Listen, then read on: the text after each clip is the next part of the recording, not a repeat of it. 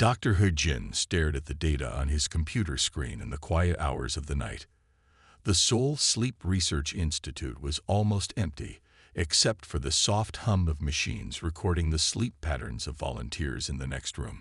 He reached for his coffee cup, only to find it empty for the third time that evening. The readings from his latest sleep study were unusual. His research team had discovered that human brains produced new types of wave patterns during deep sleep. These patterns seemed to help people solve complex problems and remember things better. It was the kind of discovery that could change how people thought about sleep forever. Dr. He, you need to see this. His assistant rushed into the office, holding a tablet. The young researcher's hands were shaking. What is it? He asked, looking up from his work. Turn on the news. Any channel. He switched on the small TV in his office. Every channel showed the same image. A massive silver ship hanging in the sky above Seoul. It was shaped like a perfect circle and seemed to glow with a soft blue light. It's been there for 20 minutes, the assistant said. No one knows what it is. He-jin's phone rang. The caller ID showed it was from the government's science department. Dr. He speaking, he answered, his voice steady despite his racing heart. Doctor, we need you at the National Defense Building right away. A car is coming to pick you up. 2 hours later, He sat in a room with military officers, government officials, and other scientists. They watched as the first message from the alien ship appeared on their screens. The message was simple. We come to study. Your sleep interests us. General Park turned to He. What do they mean? Why would aliens care about sleep? Before He could answer, another message appeared. We request to meet with Dr. He of the Seoul Sleep Research Institute. His research has caught our attention. The room fell silent. He felt all eyes turn to him. He thought about the sleep studies he had published just last month.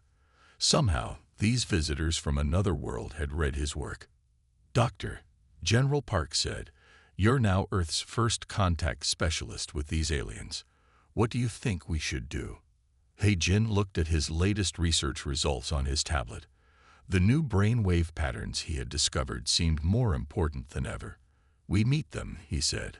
But first, I need to show you something about how humans sleep that might explain their interest. He connected his tablet to the room's main screen.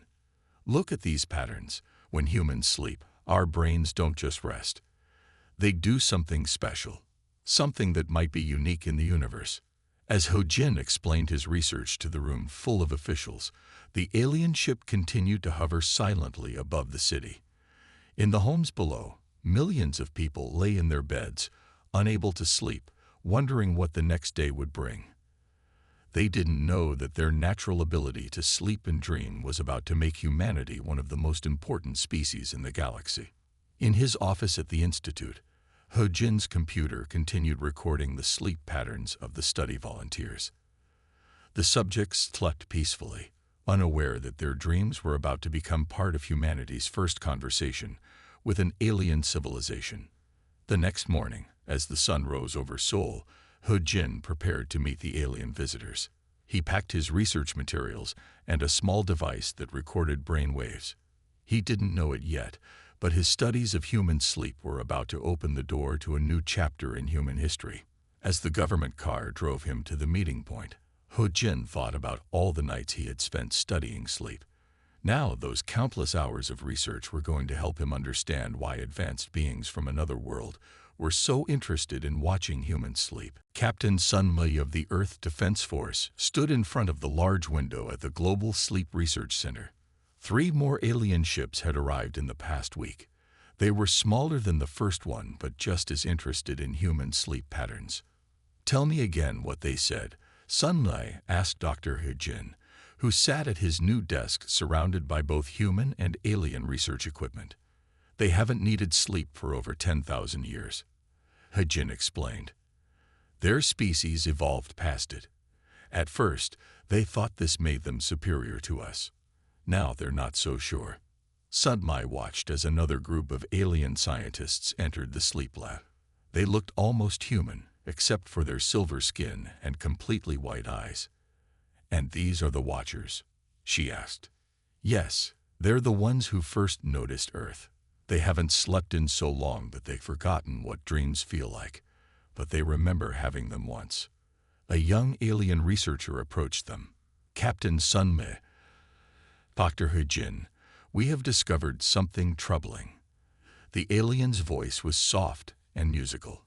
"We have been studying the medical records you shared with us. We noticed that humans who cannot sleep become very sick. This is similar to a problem many advanced species face." Sunme looked at Hejin. "What kind of problem?" Hejin opened a file on his tablet. "They call it the universal insomnia. As species advance and evolve past the need for sleep, they start experiencing mental health issues. Depression, anxiety, memory problems. Some species even lose the ability to be creative or solve complex problems." The alien nodded.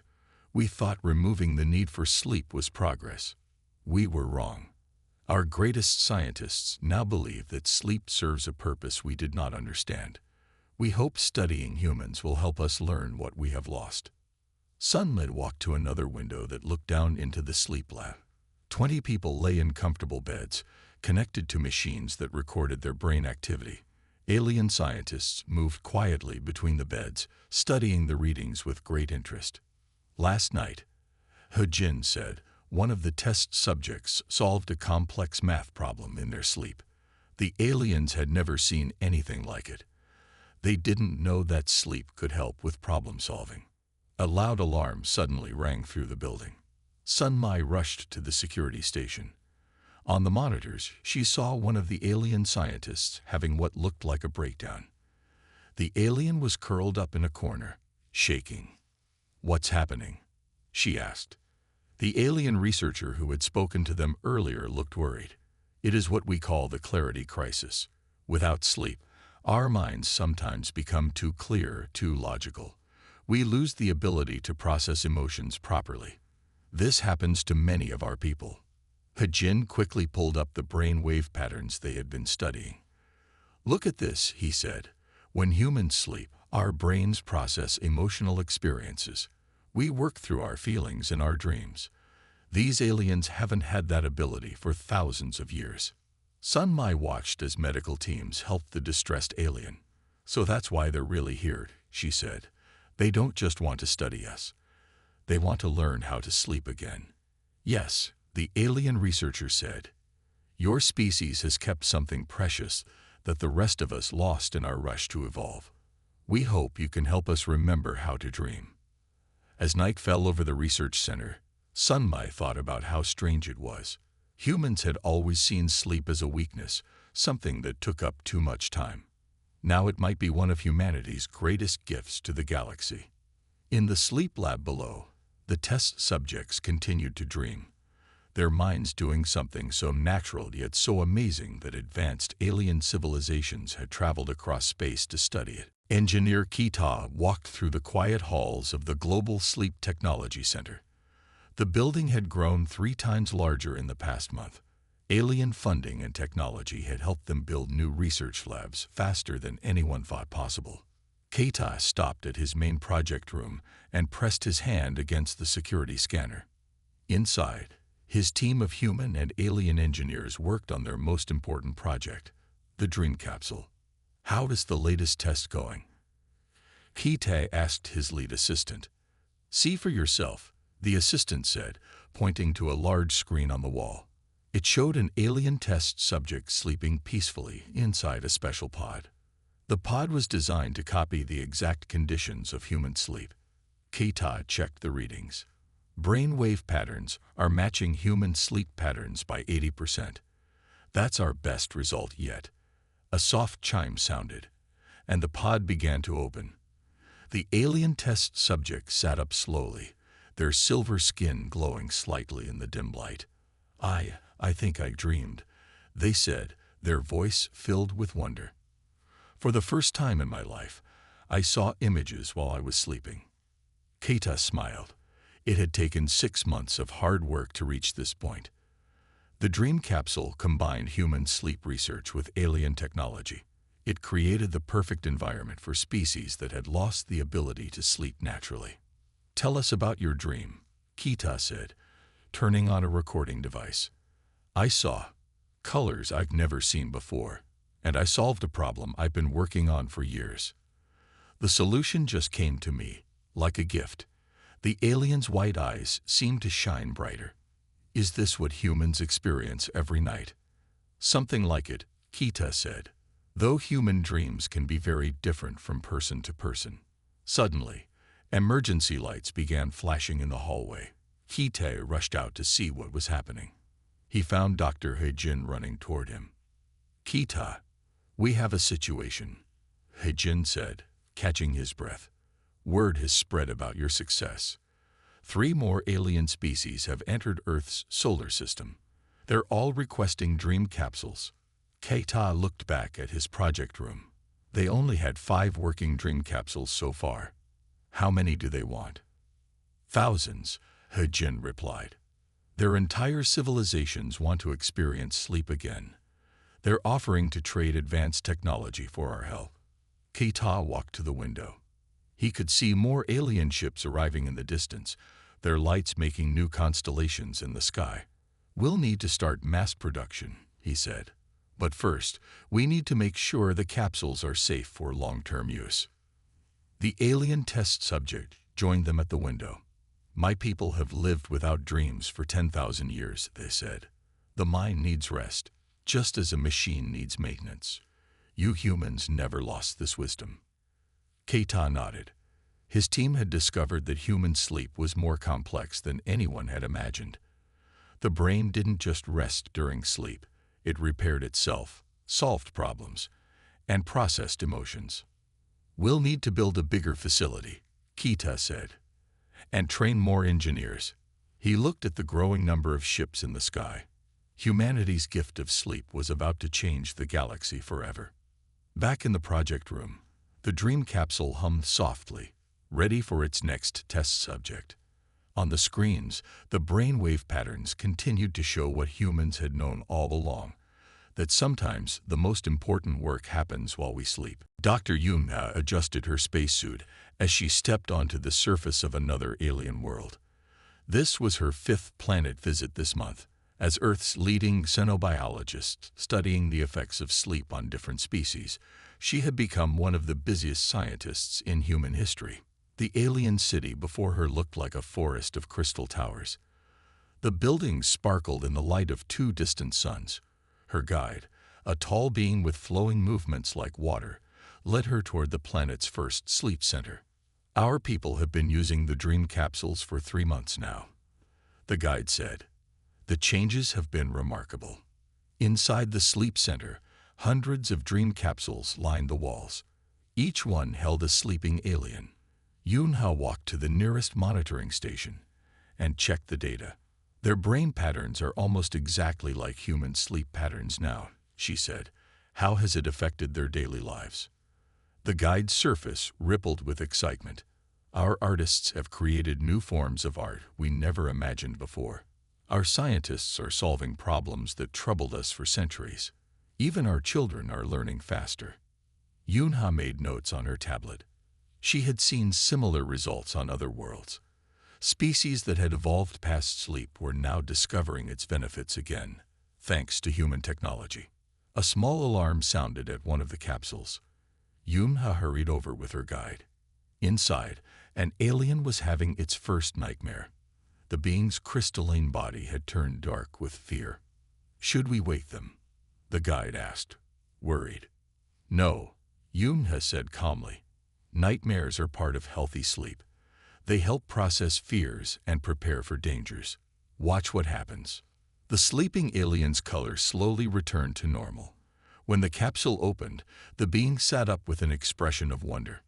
"I saw terrible things in my sleep," the alien said. "But when I faced them, they changed into solutions. I understand now how to fix the problem with our city's water system." Yunha smiled. She had seen this many times now. Nightmares, which scared many alien species at first, often led to breakthrough moments. Later that day, she sat in her small research station, preparing her report for Earth. Her communication screen lit up with an incoming call from Dr. Hejin. "How are things on your end?" he asked.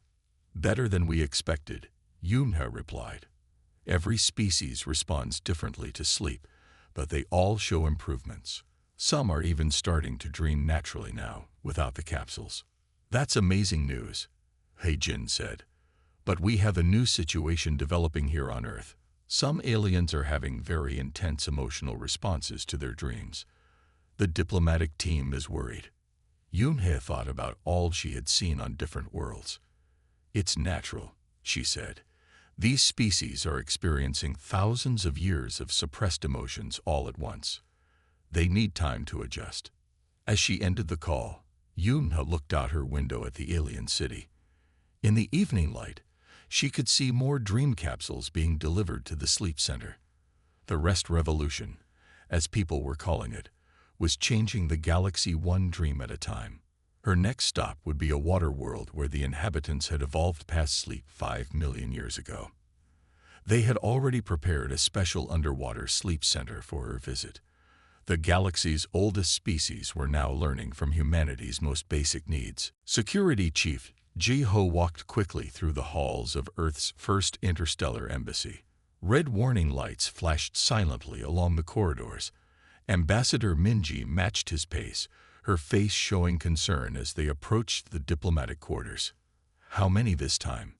Ji-ho asked, checking his security tablet. 7 diplomats from different species had severe nightmares at the same time, Minji replied. "They're demanding to shut down all dream capsules until we can explain what happened." They entered the diplomatic conference room. Around the table sat representatives from various alien species. Some looked scared, others angry. One diplomat's crystalline body still pulsed with dark colors from their nightmare. "Honored representatives," Minji began, "we understand your concern, but nightmares are a natural part of the sleep process." "Natural." A tall, silver-skinned diplomat stood up. "I saw my entire civilization collapse in my dream. How is that natural?" Ji-ho stepped forward. He pressed a button, and a hologram appeared above the table. It showed human brain patterns during different types of dreams. "Look at these patterns," he said. "When we have nightmares, our brains are actually helping us prepare for problems. They show us our fears so we can think about solutions." A smaller alien with flowing tendrils spoke up. "But why did we all have nightmares on the same night?" Minji checked her notes. "Our scientists think it's because you all attended the same trade conference yesterday. Your minds were processing similar worries about your civilization's futures." "That's correct," said Dr. Hejin, who had just entered the room. "Nightmares often reflect our deepest concerns. They're like safety drills for our minds." The silver-skinned diplomat's anger faded slightly. "In my nightmare, I saw my world's problems clearly for the first time. It was frightening, but afterward, I thought of 3 possible solutions." Other diplomats began nodding. Each one had emerged from their nightmares with new insights about their world's challenges. "This is why humans have kept the ability to sleep," Minji explained. "Dreams and nightmares help us process information in ways that pure logic cannot." Ji-ho brought up another hologram, showing the security protocols for the dream capsules. "We've added new safety features," he said. "Users can now set the emotional intensity of their sleep cycles. We call it the Nightmare Protocol." The diplomats studied the new controls with interest. Many of them took notes, planning to share this information with their worlds. Later that evening, Ji-ho and Minji sat in the embassy's observation dome, watching the sunset over Earth. "Do you think they understand now?" Ji-ho asked. Minji smiled. "They're beginning to. It's not easy for species who have lived without emotions for so long. They forgot that feeling fear can be as important as feeling joy." "The Nightmare Protocol seems to be helping," Ji-ho said. "By letting them control the intensity, they can adapt gradually." A message appeared on their screens. More alien ships were arriving, bringing new diplomats eager to try the dream capsules. Despite the nightmare scare, interest in human sleep technology was still growing. We should get some rest, Minji said. Tomorrow will be another busy day. As they left the dome, the first stars became visible in the darkening sky. Somewhere up there, countless beings were learning to dream again, facing their fears and hopes in their sleep, just as humans had done for thousands of years. Taiwan stood at the observation deck of his newest sleep resort, watching alien guests arrive from across the galaxy. The resort floated in space near Earth's moon, its white curved walls gleaming in the sunlight. It was his fifth such establishment, and already it was fully booked for the next 3 years. Inside the main relaxation area, aliens of different species prepared for their sleep sessions. Some came for the basic dream capsule experience, while others paid extra for premium packages that included Earth-like environments and natural sleep aids. Mr. Taiwan, his assistant called. The new guests from the Crystalline Empire have arrived. They're requesting the Ocean Sound package. Taiwan nodded and walked to greet the crystalline beings. Their bodies sparkled as they moved, creating patterns of light that showed their excitement. Like many species, they had discovered that Earth's natural sounds helped them sleep better. "Welcome to the Luna Sleep Resort," Taiwan said. "We have prepared our finest ocean view chambers for you." As he led them to their rooms, Taiwan's security device buzzed quietly. He excused himself and went to his private office. On his screen, a message from Earth's Defense Force was waiting. "Mr. Taiwan, we need to meet immediately," the message read. "We've detected unusual patterns in some of your guests' dream data." An hour later, Taiwan sat in a secure meeting room with Captain Sunmei and Dr. Heijin. The captain's face was serious as she showed him the data. "Someone has been collecting dream patterns from your resorts," Sunmei explained. "We think they're trying to turn the dream capsules into weapons." "Weapons?" Taiwan asked, confused. "How?" Dr. Heijin brought up more data on the screen. "By programming specific nightmare scenarios. They could use them to traumatize entire populations. Some species are still very sensitive to emotional experiences." Taiwan thought about his guests, how they trusted his resorts to give them safe sleep experiences. "What can we do?" "We need your help," Sunmei said. "Your resorts are perfect for gathering intelligence. The people behind this must be using them to collect dream data." Over the next few days, Taiwan watched his guests more carefully. He noticed things he had missed before. Some visitors asked too many questions about the dream capsule's programming. Others tried to access the resort's data systems late at night. He worked with Earth's Defense Force to set up special security measures. They created new programs that could detect unauthorized dream pattern collection. They also added safety features to prevent the capsules from being reprogrammed for harmful purposes. One evening, Taiwan stood in the resort's garden level, watching Earth rise over the lunar horizon. An alien child was there, experiencing their first Earth plant garden. "Did you know?" the child said. "On my world, we had forgotten what plants looked like. But last night, I dreamed of a whole forest. When I woke up, I remembered stories my ancestors told about our planet's ancient gardens." Taiwan smiled. This was why he had built the sleep resorts. Not just for profit, but to help other species rediscover what they had lost. He wouldn't let anyone turn this gift into a weapon. As he walked back to his office, Taiwan's security device showed that his team had caught another attempt to steal dream data. The galaxy was changing, and like any big change, it brought both good and bad. But he believed that the good, the joy of dreams, the peace of real rest, the rediscovery of lost memories, was worth protecting. Admiral Sangmei stood on the bridge of Earth's newest starship, the ESS Dreamweaver.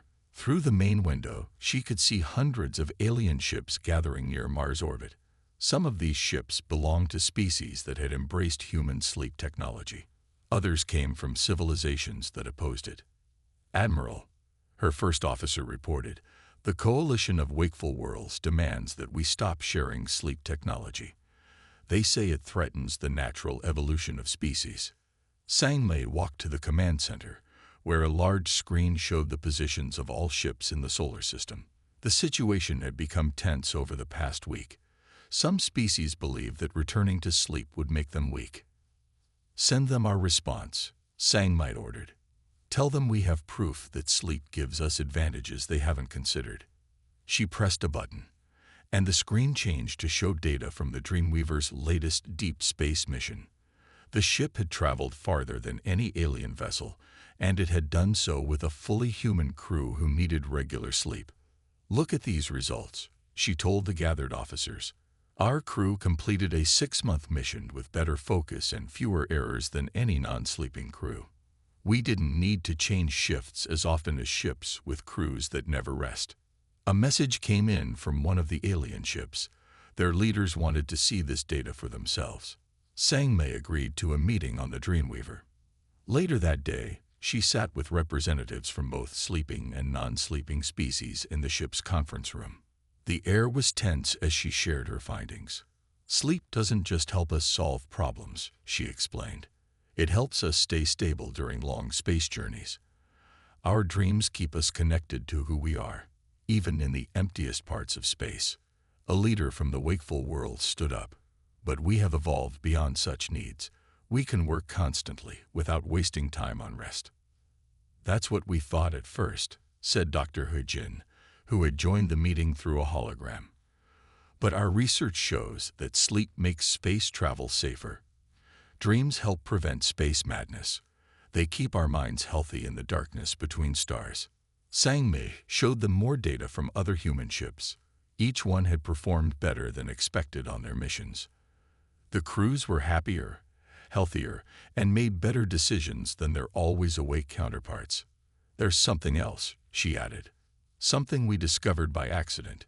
She brought up a new image on the screen. It showed brain patterns from sleeping humans in deep space. "When we sleep between the stars, our dreams become different. Deeper. We think the human mind can sense things in space that our waking brains can't understand. Things that your civilizations might have forgotten how to notice." The alien leaders studied the data carefully. Even the ones who had opposed sleep technology looked interested now.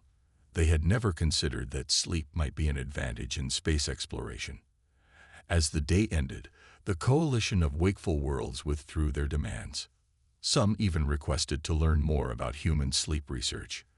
The crisis had been avoided, not through force, but through understanding. Sangmei returned to the bridge, watching the alien ships begin to disperse peacefully. In her quarters, a dream capsule waited.